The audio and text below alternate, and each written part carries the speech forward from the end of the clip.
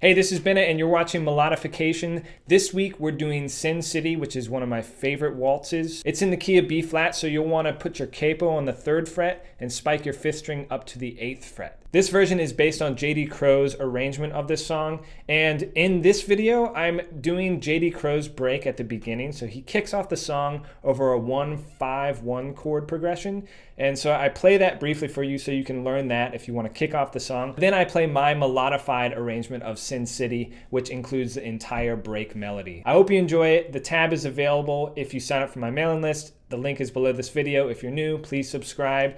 Thanks so much for watching and enjoy Sin City. 1, 2, 3, 1, 2, 3.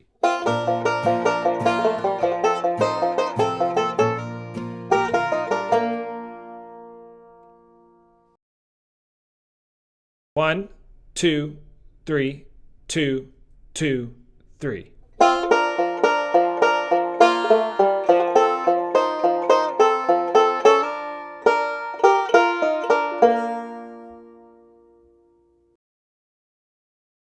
One, 2, 3, 2, 2, 3.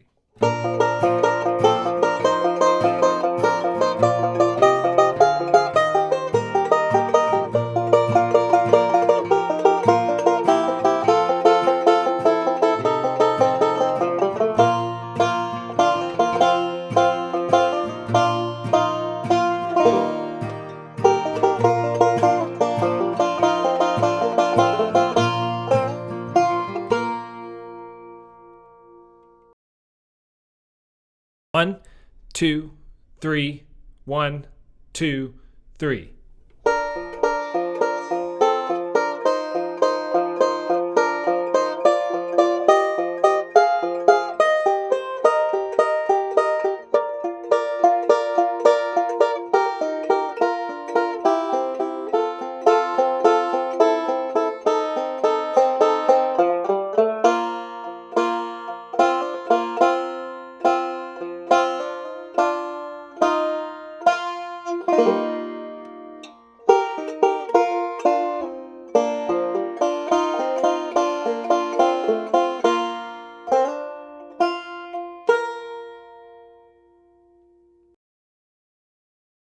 In the J.D. Crowe and the New South version of Sin City, J.D. actually doesn't take a break. He kicks off the song over a 1-5-1 chord progression.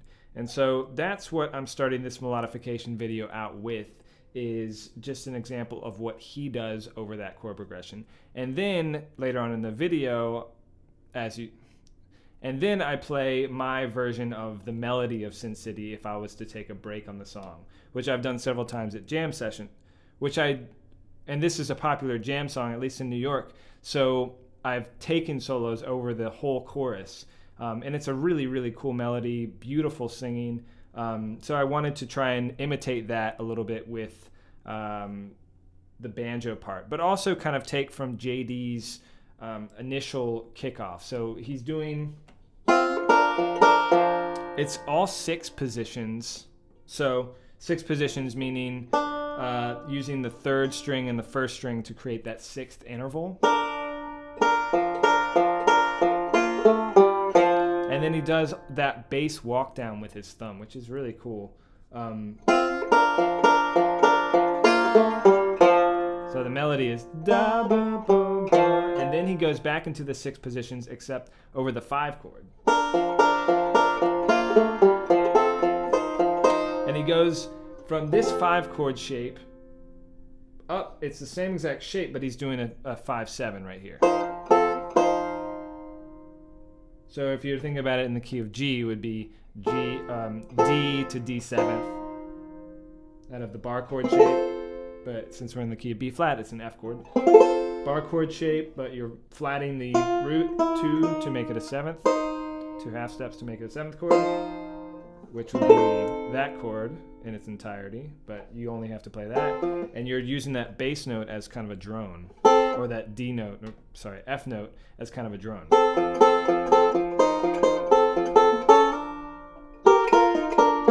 And then that lick is something different than what he does on the YouTube video that I stole this arrangement from. That is I think it's like a mandolin or a guitar lick that I just adapted for banjo. And I think I've heard banjo players do it too. But I'm pinching every other one basically. So the melody is da boo da boo, but I'm playing the bottom string with that. If you look at the right hand, da boo, and that's the only one that I'm not doing it. Da boo. It gives it a little bit more body. So moving on to, so this is how you play JD's version. This is how you play the kickoff. So I'm going to go over the kickoff briefly, and then I'm going to go over my version of the melody. So this is how you play the melody of Sin City, at least this melody of Sin City. So all I'm doing there is taking those 6 positions, and I'm using the bottom string as my melody note. Da, da, da, da, da, da, da, da, da. And that's when I switch the melody over to the 2nd string. But to give these chords a little bit more body, I'm doing the same exact figure that JD is doing in the intro.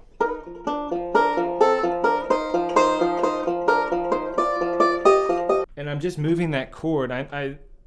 To understand the theory behind this, I've got a bunch of videos on my membership site about it.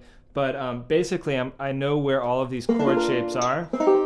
You know, all 7 chords are in the key. 2, 3, 4, 5, 6, 7, and then 1 again.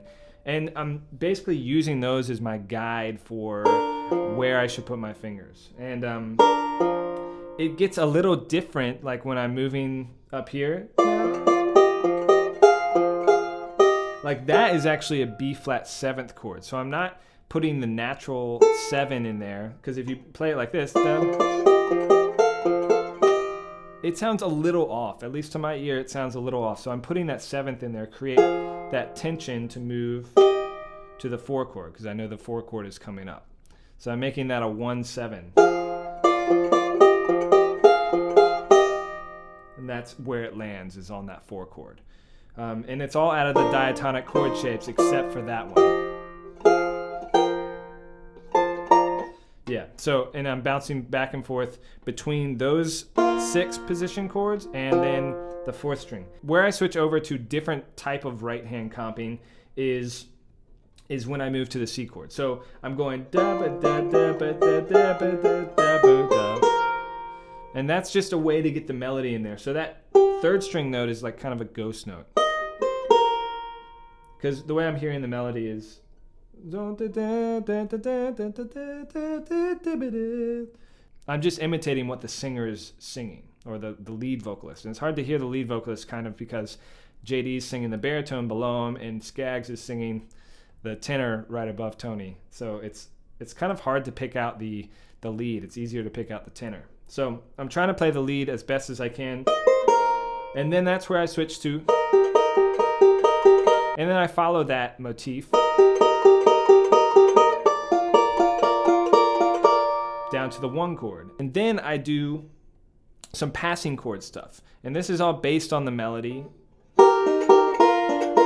So I'm doing 4, 1, and then 2, 5. And then all that A's, it creates a little tension, so some people's ears might not dig it, but I like the sound of it. So I'm going that, 4, and then 1, and then I'm barring for the 2 chord, and then 5. And then I'm doing this walk down, so